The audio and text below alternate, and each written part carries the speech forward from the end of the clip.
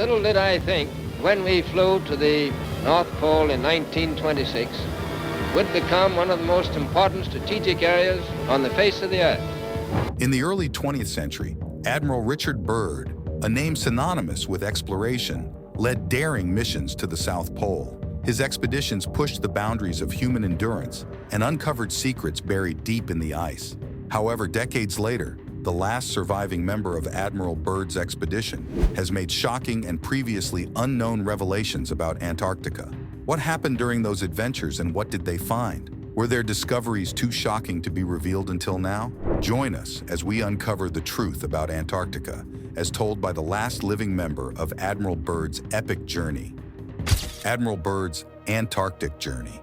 Admiral Richard E. Byrd was among the most highly honored officers in the U.S. Navy. He holds a unique place in history as the only person to be celebrated with 3 ticker tape parades in New York City in 1926, 1927, and 1930, all held in his honor. Additionally, he is one of only 4 American military officers to have a medal bearing his image. When it comes to achievements, authenticity, and accolades, Richard E. Byrd stands unparalleled. However, what Admiral Byrd is best remembered for is his exploratory expeditions. He ventured into remote and challenging territories that few dared to explore. Byrd was driven by a relentless ambition to be the first in everything he pursued. It was almost an obsession. This drive earned him numerous firsts, including becoming the youngest admiral in U.S. Navy history at just 41 years old. His passion for exploration led him to lead 5 expeditions to Antarctica from the early 20th century to the early 21st century. Remarkably, the last 3 of these expeditions were funded by the U.S. government, while the initial 2 were financed out of his pocket and through private supporters. In 1928, Byrd embarked on his first Antarctic expedition with 2 ships and 3 airplanes. Throughout the summer, they took numerous trips to capture photographs and study rocks. They maintained constant radio contact with the outside world. Later, in the summers of 1933 and 1934, Byrd ventured on his second trip alone, spending 5 months at an advanced meteorological station known as an advanced base. During this expedition, he nearly succumbed to carbon monoxide poisoning due to inadequate ventilation from a stove. While these early expeditions were highly productive and free from controversy, Byrd's third expedition in the late 1930s attracted attention for different reasons. Surprisingly, this was when government scrutiny of Byrd's activities began. From 1946 to 1947, Byrd led Operation Highjump, an expedition that established a research base named Little America on the Ross Ice Shelf. Antarctica shows a complicated picture of a continent that has challenged humanity since the early days of sea exploration. In World War II, the tough Antarctic conditions posed significant problems for American ships and aircraft. Ships used to operating in the Arctic often couldn't handle the freezing temperatures in Antarctic waters. Planes flying from Greenland and Iceland frequently crashed because of the extreme weather. To deal with these issues, the United States developed a detailed plan to improve how ships and planes could operate effectively in Arctic climates. At the same time, there was a strategic interest in seeing if long-distance operations in Antarctica were possible. This effort led to Operation Highjump, a naval expedition meant to test and address these challenges. Operation Highjump aimed not only to check how well equipment worked in Antarctica's extreme cold, but also to extensively map the region. This mapping served 2 purposes: potentially claiming territory and satisfying the Pentagon's strategic curiosity. Leading this ambitious effort was Admiral Byrd, known for his bold leadership and extensive experience exploring the polar regions. The mission went so smoothly that it ended ahead of schedule. This operation was crucial because it ensured that ships and planes would be prepared for winter in the years following Operation Highjump, enabling them to quickly mobilize for war against the Soviets if necessary. One notable example is how B-29 bombers, capable of carrying nuclear weapons, were equipped for winter operations to fly from Alaska. Up to this point, I've shared the official government account. However, this is where people began to raise questions. If it was merely a drill, why were 14 ships, 33 aircraft, and around 4,700 heavily armed men involved? Among them were 2 destroyer tankers, 2 heavily armed seaplanes, and an attack submarine, all fully stocked with the Navy's best weaponry. Such a massive deployment seemed excessive for a routine exercise. The scale was justified by the need to confront potential Nazi forces in Antarctica. Hitler's secret journey to Antarctica.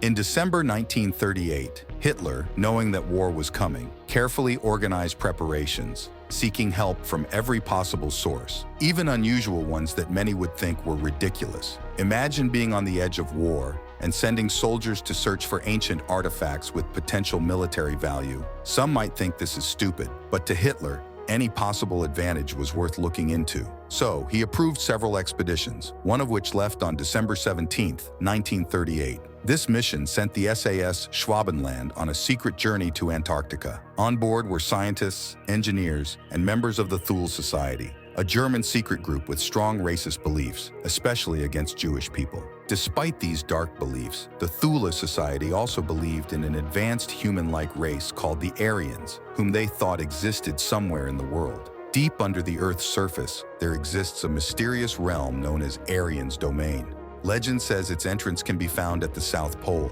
During World War II, Adolf Hitler gave the SS Schwabenland a secret mission: find a good place for a hidden underground base and make contact with the inhabitants of this inner Earth. The goal was to talk with them about using their advanced technology to help Germany in the war. After a long voyage of about a month, the ship finally reached the Antarctic coast. In the next few weeks, the expedition carefully mapped large parts of the continent, traveling about 150 miles inland. Aerial surveys found something amazing: an Arctic oasis spreading across about 300 square miles. Unlike the icy surroundings, this oasis was surprisingly warm and full of plant life, a very unusual thing in the cold Antarctic area. Underneath this oasis was a geothermal vent, keeping the area warm despite the tough conditions above. Realizing how important this was, the Nazis chose to build an underground base here. This base later became known as Base 211, a place for secret operations and rumored advanced technology, wrapped in mystery and questions even today.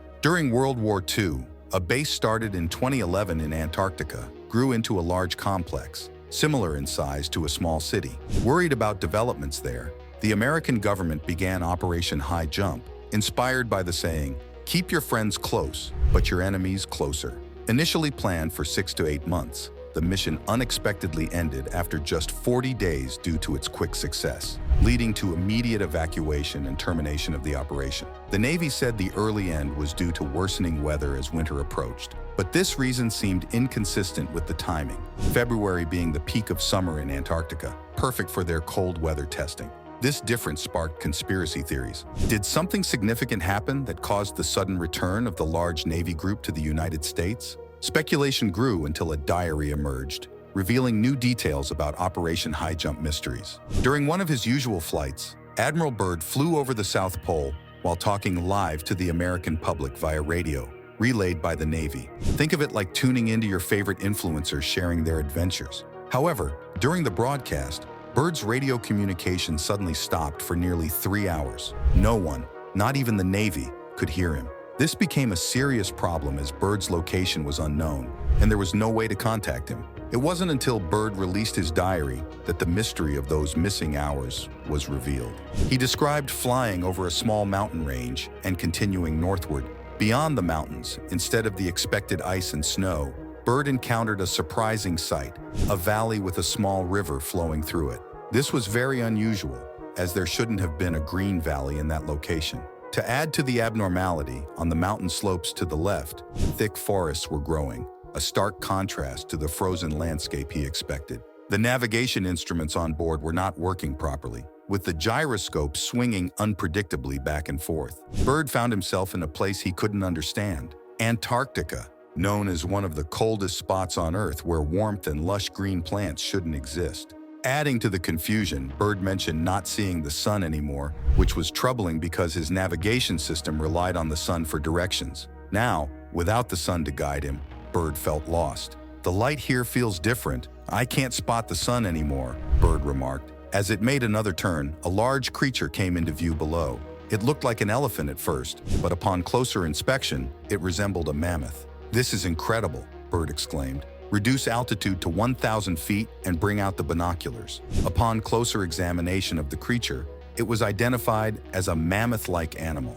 Excitedly, the discovery was to be reported back to base camp. However, attempts to radio in were useless as the radio was broken. Just then, something astonishing came into view ahead, what looked like a city. This seemed impossible given the lightness and unusual floating of the aircraft, which also didn't respond to controls. In a strange turn of events, odd disc-shaped aircraft, shining brightly, approached quickly from both sides. As they got closer, distinct markings resembling symbols could be seen on them. Finally, Byrd's radio crackled to life, and a voice speaking English with a Northern European or Germanic accent assured him of help with the landing. Despite being in the midst of World War II, trusting someone with such an accent was like dealing with the unknown.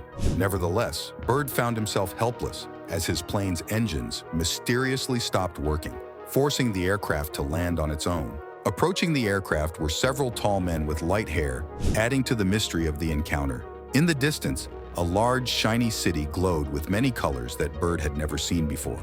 Unsure of what would happen next, Byrd watched figures coming closer without any visible weapons. A voice called his name, telling him to open the cargo door. He did as instructed, and a bird-like craft was taken out and placed on a platform without wheels, which moved smoothly into the city.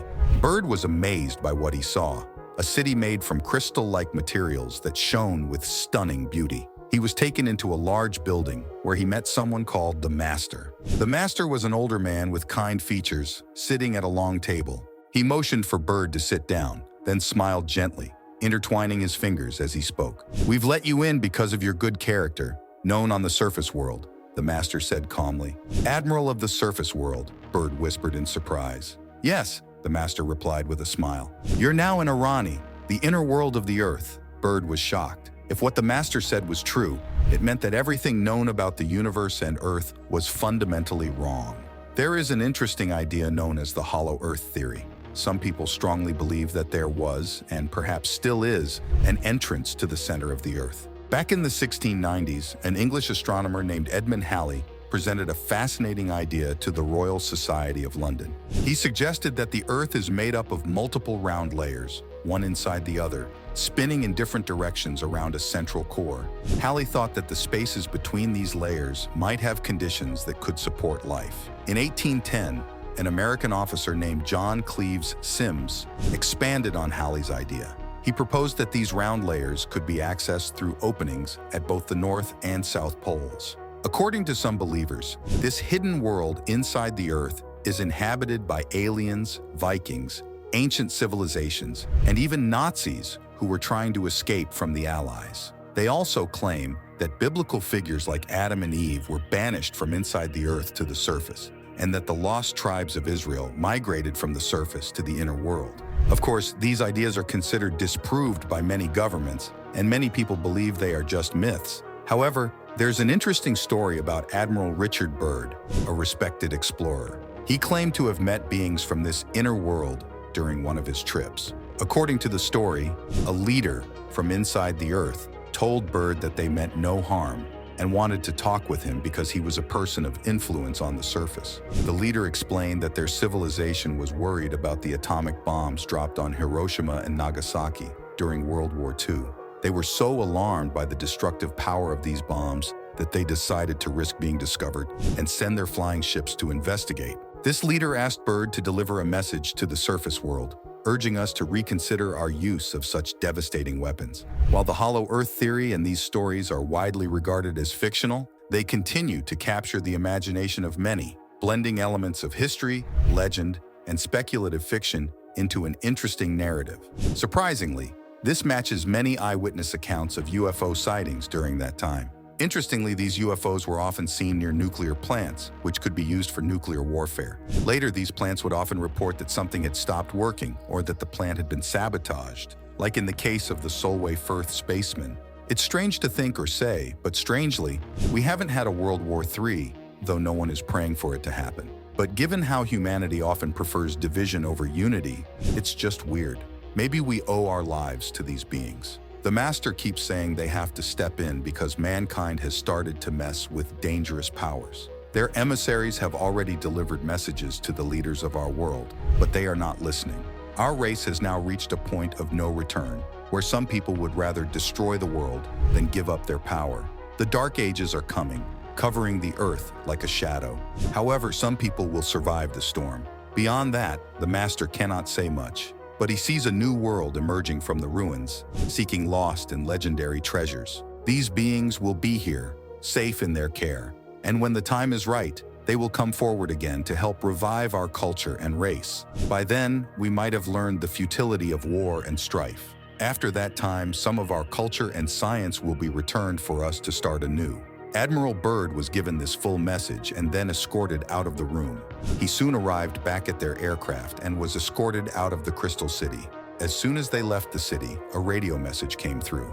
"We are leaving you now, Admiral. Your controls are free." And that was it. Byrd was confused about what had just happened, but finally, his radio was working and the Navy could reach him. Byrd Mysterious Diary. On March 11, 1947, after Admiral Byrd's Antarctic expedition suddenly ended, he attended a meeting at the Pentagon. There, he told everyone about what he had seen and the messages he had received. After this meeting, Byrd was held for exactly hours and 39 minutes. During this time, he underwent intense interviews with top security officials and a medical team. He was ordered to keep quiet about everything he had seen or heard at the mysterious Crystal City. Being a military man, Byrd had to follow these orders. This strategy worked, as Byrd rarely gave interviews after Operation Highjump. He was careful about what he shared, but he wrote down his experiences in his diary, which was later published after his death, possibly as his final statement. After leaving the expedition and returning to Chile, where the Navy regrouped before heading home, Byrd gave an interview to a Chilean journalist. In this interview, he mysteriously mentioned that the U.S. would face a threat from an enemy capable of flying from one pole to the other. This statement confused many until Byrd's diary became public, leading people to wonder if he was referring to the civilization he encountered at the South Pole. Adding to the mystery, Secretary of Defense James Forrestal's strange death further fueled speculation. Official reports said Forrestal committed suicide by jumping from a window at a psychiatric hospital in Maryland shortly after Operation Highjump. Forrestal had been arguing for the existence of aliens and wanted to inform the American public, but he was declared mentally unstable, admitted to a hospital, and then died under suspicious circumstances. With Forrestal gone, the person who knew about Operation Highjump and was willing to talk about it was silenced, closing the case and keeping it mysterious, as often happens in such situations. Some critics bring up valid points about people making up stories. Sometimes we find ourselves in a critical role when examining such stories. For example, stories of equipment not working properly being blamed on aliens were later explained by scientists as simply caused by extreme cold. This is exactly why Operation Highjump was initially set up. Furthermore, when discussing the United States being attacked from the pole, it was actually about potential German threats moving from the South Pole to the North Pole, not about aliens invading. Journalists often have a talent for making ordinary things seem exciting to get attention and sell more newspapers. One of the biggest criticisms was that the supposed diary of Byrd, documenting his trips to the poles, never existed. It was all made up, similar to the debunking of Byrd's claim to be the first man at the North Pole, a title he held for a long time even after he died. Eventually, the investigation showed he wasn't the first, after all. However, what worries everyone deeply is how almost every country, despite their disagreements on many issues, managed to come together peacefully about Antarctica. This unity is shown in the Antarctic Treaty, signed in the 1960s, which sets rules for the continent and encourages international cooperation and peace. Antarctica is a place surrounded by strange political secrecy. Ordinary people can't visit unless they're scientists or have special permission. It's mostly off-limits to the public, except for a few expensive tourist cruises. Interestingly, those who operate these cruises often have ties to intelligence agencies, which means they might not reveal everything they know. The Antarctic Treaty is meant to protect the continent's resources and environment, which sounds good, but strangely, people from anywhere in the world aren't allowed to go there freely. Over the past few decades, there have been odd stories and even reports of UFOs seen rising from the ocean in that region. Even though Admiral Byrd's diary is believed by some to be fake, it still raises questions. For example, during one flight, he was reportedly missing for 3 hours. Where was he during that time when they couldn't reach him? How did he manage to stay in the air for more than 3 hours without refueling? Adding to the mystery are the deaths surrounding these events. The Secretary of Defense died under mysterious circumstances, and Admiral Byrd's son was found dead in an abandoned warehouse in Baltimore, just days before the supposed fake diary was released. His official cause of death was malnutrition and dehydration. These unresolved incidents make what should be a closed case remain open for investigation, sparking continued curiosity and speculation. Now it's time for today's subscriber pick.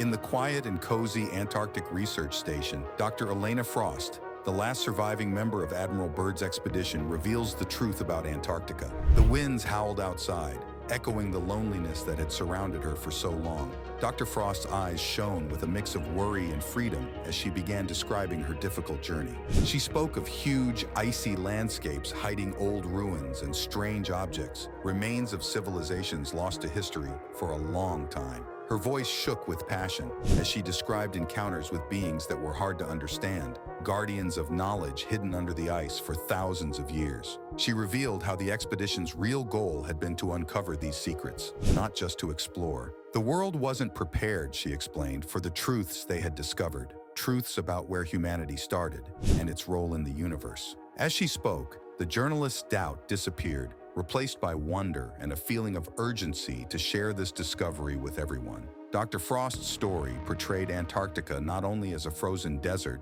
but as a place full of mysteries that could change how civilization sees itself. Could Antarctica hold the secrets to our ancient origins and cosmic connection? Let us know your answer in the comments section. Antarctic Treaty System. The Antarctic Treaty and related agreements, known together as the Antarctic Treaty System, ATS, govern how countries interact with Antarctica, the only continent on Earth without native human inhabitants. It was the first agreement of its kind during the Cold War, stating that Antarctica is solely for scientific research, guaranteeing freedom for scientific studies, and prohibiting military activities. According to the treaty, Antarctica includes all the land and ice shelves below the 60 degrees south latitude. Since September 2004, the Antarctic Treaty Secretariat, which manages the treaty system, has been based in Buenos Aires, Argentina. The main treaty was open for countries to sign starting December 1st, 1959, and officially came into effect on June 23, 1961. The original countries that signed were the 12 nations that had active research programs in Antarctica during the International Geophysical Year, IGY, of 1957 to 1958, Argentina,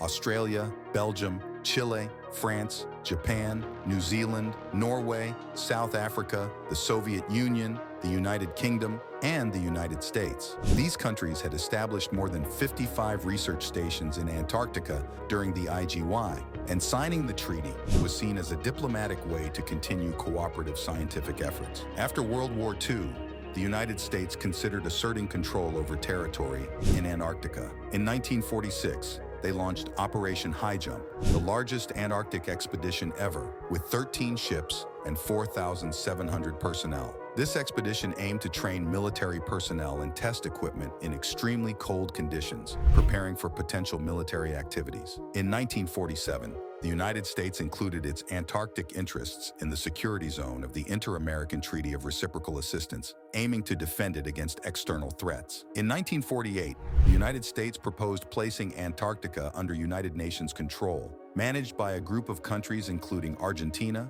Australia, Chile, France, the United States, the United Kingdom, and New Zealand. However, this proposal was rejected by several countries. Instead, Chile suggested suspending all territorial claims in Antarctica for 5 to 10 years to facilitate negotiations. But this proposal did not gain support. In 1950, concerns arose that the Soviet Union might assert territorial claims in Antarctica, potentially escalating Cold War tensions into the continent. This led the United States to propose an international agreement to prevent such claims. Various conflicts and incidents during and after World War II prompted the creation of a formal agreement for Antarctica. During the 1950s, there were several disputes over territory involving Argentina, Chile, and the United Kingdom, which led to diplomatic tensions and legal challenges. The International Geophysical Year from 1957 to 1958 marked a significant period of international scientific cooperation in Antarctica, leading to the creation of the Antarctic Treaty. This treaty aimed to maintain Antarctica as a place for peaceful scientific research, ensuring that activities there would not result in territorial claims. The Antarctic Treaty aimed to ensure free scientific research and peaceful use of Antarctica. It also promoted no military activities and kept things the same. The treaty bans nuclear tests, military activities, making money from resources, and claiming land in Antarctica. Regular checks make sure everyone follows the rules, with only science stations allowed as permanent buildings. Original countries, including 7 claiming Antarctic lands and 5 others, have control rights. Other countries join as advisory members through big Antarctic research. Others can join too. From 1991 to 1992, 33 countries updated the treaty, creating the Madrid Protocol for protecting the environment and stopping mining and oil searching for 50 years. During talks, the United States, Soviet Union, United Kingdom, and New Zealand first wanted the UN to run Antarctica.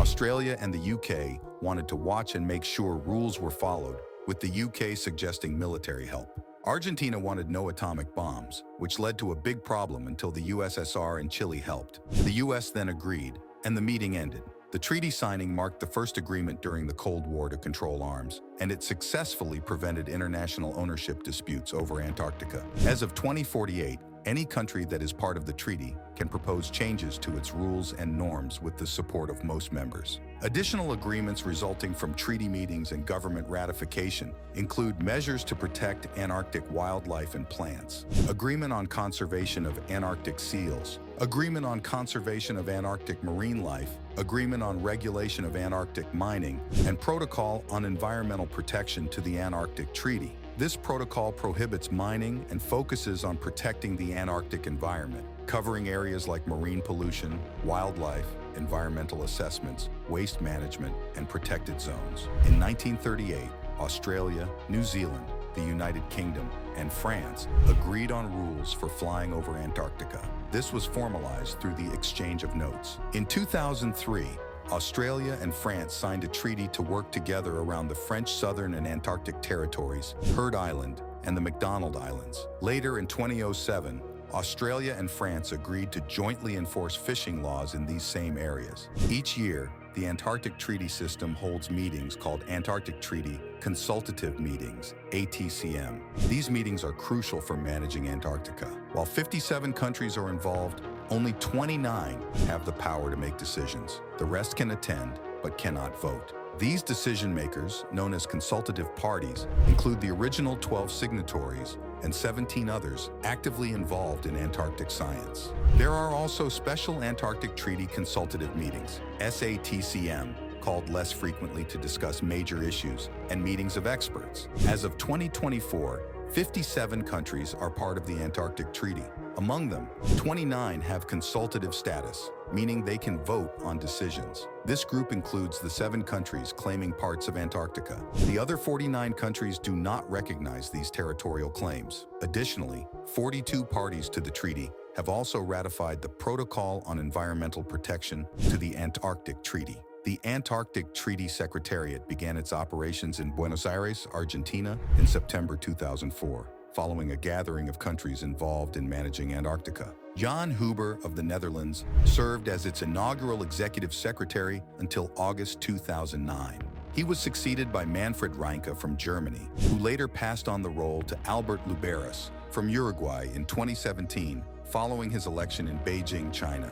The Secretariat's main duties include facilitating annual meetings where decisions are made about how Antarctica is governed and protected environmentally. They oversee the exchange of information among treaty members, archive and publish official documents, and inform the public about activities in Antarctica. Antarctica, devoid of permanent residence or a central government, is not owned entirely by any single nation. Most of its territory is claimed by various countries, although these claims aren't universally recognized. The only unclaimed region lies between 90 degrees west and 150 degrees west. Countries that signed the Antarctic Treaty and its environmental protocol enforce their regulations through their national laws. These laws apply to their citizens in Antarctica, regulating activities such as tourism and scientific research to safeguard the environment. The treaty is viewed as a model of shared global heritage. For instance, Australia established laws concerning Antarctica before the treaty, applying them to its Antarctic territory. Similarly, The United States enforces laws, including criminal statutes,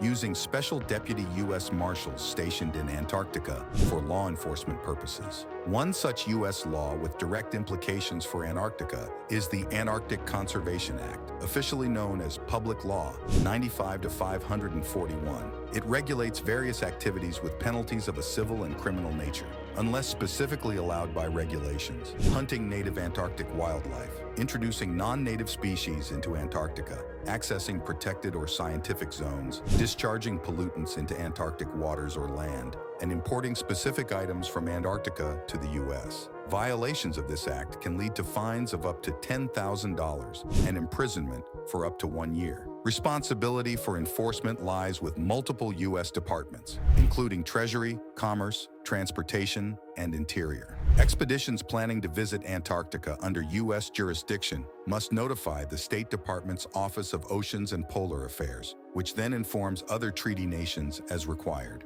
In 2006, an incident occurred at the Amundsen Scott South Pole Station involving the death of Australian astrophysicist Rodney Marks. Initially deemed natural, it was later discovered to be caused by methanol poisoning during an investigation in New Zealand. Cooperation from the National Science Foundation and contractor Raytheon was criticized for being inadequate, complicating the New Zealand police inquiry due to jurisdictional challenges and the reluctance of American witnesses to testify. Moreover, South African citizens in Antarctica fall under the jurisdiction of South African law, governed by the South African Citizens in Antarctica Act of 1962. This places them under the authority of the Magistrates Court in Cape Town. South Africa also incorporates the Antarctic Treaty and related agreements into its legal framework through the Antarctic Treaties Act of 1996, asserting jurisdiction over its residents and expeditions for violations of these treaties. What are your thoughts on the shocking truth about Antarctica revealed by the last surviving member of the Byrd expedition?